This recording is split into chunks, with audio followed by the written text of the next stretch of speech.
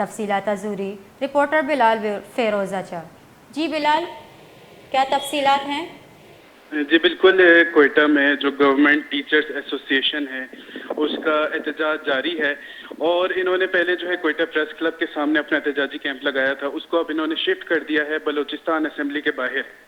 Balochistan assembly کے باہر انہوں نے جو ہے تا دم مرگ بھوک ہڑتال پر 12 اساتذہ کرام کو بٹھایا ہوا ہے، اور ان کا کہنا ہے کہ یہ تمام اساتذہ کرام اپنی بھوک ہڑتال سے تب تک نہیں ہٹیں گے جب تک ان کے مطالبات تسلیم نہیں کیے جاتے۔ اسی تناظر میں روز کی بنیاد پر 3 سے 4 اساتذہ کرام کو سول ہاسپٹل شفٹ کرنا پڑتا ہے، جہاں پر وہ طبی امداد لے کر واپس آ کر اپنے کیمپ میں بیٹھ جاتے ہیں۔ اور بلوچستان کی تمام ڈسٹرکٹس کے جو ٹیچرز ایسوسی ایشن کے صدر صاحبان ہیں وہ آ کر یہاں پر بیٹھے ہوئے ہیں، اور ان کے ساتھ تقریباً 50 سے 60 ہزار جو اساتذہ کرام ہیں وہ بھی یہاں کر دھرنے میں شریک ہوئے ہیں۔